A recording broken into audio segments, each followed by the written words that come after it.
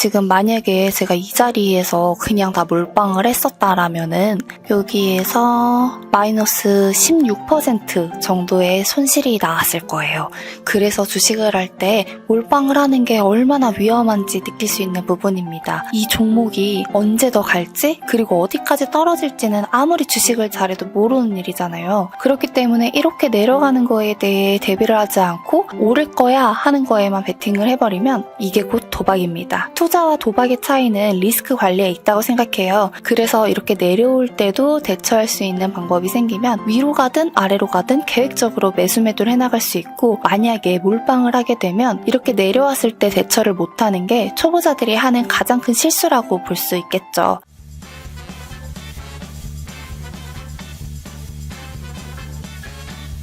안녕하세요, 라이입니다. 저번 시간엔 재료 매매에 관련된 얘기를 나눴었죠. 오늘은 제가 저번에도 보유하고 있었지만 아직 다루지 않았던 종목들에 대해서 얘기를 해보겠습니다. 제가 레인보우 로보틱스 샀던 거 기억하시나요? 저항이 뚫리면 지지가 되고 지지가 뚫리면 저항이 된다는데, 저항이 지지로 바뀌는 그 순간을 확인했고 매수를 했습니다.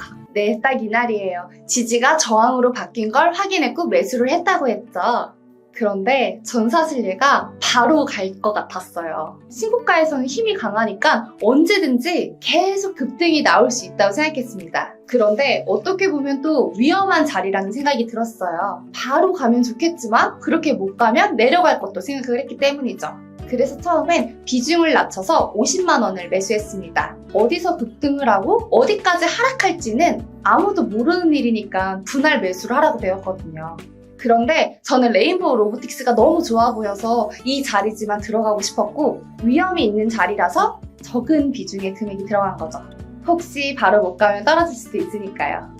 그런데 바로 못 갔습니다. 이렇게 내려왔죠. 제 손절가는 여기였어요. 이날 전저점 이렇게 보면 딱 69,200원이 제 손절가였어요. 상승 추세에서는 저점을 지속적으로 높이면서 주가가 올라간다고 배웠어요. 저는 전저점을 깨지 않을 확률이 높다고 봤습니다. 이 추세가 이어질 거라고 생각을 했어요. 왜냐하면 요즘에 로봇이 너무 강했었고, 로봇 관련주에서 가장 대장주는 레인보우 로보틱스였고, 삼성전자가 지분 투자를 많이 했다는 확실한 뉴스까지 있었기 때문에 저는 이 종목에 대한 신뢰가 있었어요. 근데 얘가 점점 이렇게 가격이 내려오더라고요. 그래서 저한텐 기회였어요. 그래서 분할 매수를 시작했어요. 그래서 유리한 가격으로 가지고 있게 됐죠. 만약에 제가 이 종목을 아무리 좋게 봤어도 제 계획과 다르게 이 전저점 69,200원을 깼다면 무조건 다 손절을 할 계획이었습니다. 이게 가장 중요한 점이에요. 여기서 물타기랑 분할 매수의 차이점이 뭘까요? 물타기랑 분할 매수의 다른 점은, 분할 매수는 계획대로 한 거예요.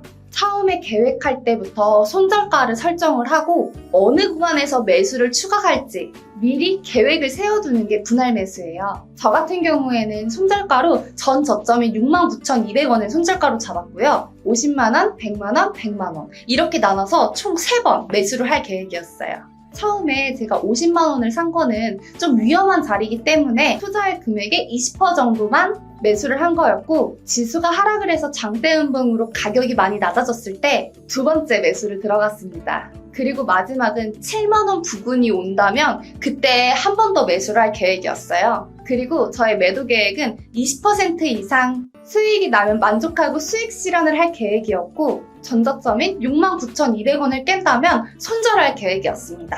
네, 저는 이렇게 나눠서 분할 매수를 했는데요. 지금 만약에 제가 이 자리에서 그냥 다 몰빵을 했었다라면은 여기에서 마이너스 16% 정도의 손실이 나왔을 거예요.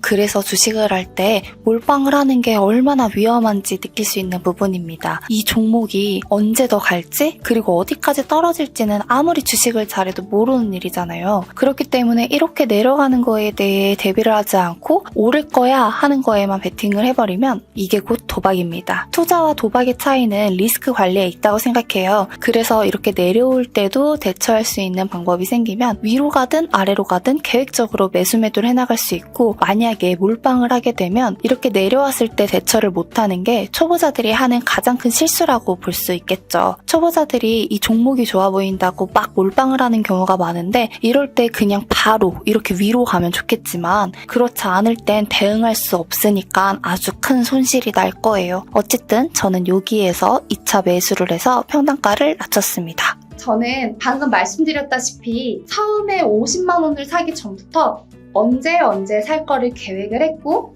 손절가와 입절가를 모두 정해둔 상황이었어요. 이렇게 매수하는 걸 분할 매수라고 해요. 그런데 제가 만약에 계획을 세우지 않고 50만 원을 매수를 한 다음에 단순히 주가가 내려갔다라는 이유로 추가적으로 매수를 했다면 이게 바로 물타기입니다. 매수하기 전부터 계획을 세웠냐 아니냐가 물타기와 분할 매수를 가르는 핵심 내용이에요. 그래서 스스로 좀 솔직해져야 돼요. 내가 사기 전부터 계획을 한 건지, 아니면 마이너스네? 이거 왜 이렇게 떨어졌지? 근데 얘는 더 오를 것 같아 라고 생각을 해서 매수를 했다면 이건 물타기예요. 그래서 스스로 솔직해져야 돼요. 투자자로서 솔직히 자기 자신한테 물어봐야 됩니다. 정말 한 끗 차이예요. 저는 이번에 레인보우 로보틱스로 또 하나를 배웠어요. 저는 목표가인 20%를 넘었을 때 만족하고 전부 입절을 했는데, 역시 센 놈은 세네요. 상승 추세가 강한 종목은 계속 상승 추세를 이어갈 수 있다는 걸 배웠습니다. 벌써 레인보우 로보틱스가 제가 산 가격 기준 70%가 올랐더라고요. 분할 매도를 해서 어느 정도를 가져가 볼 걸 그랬어요.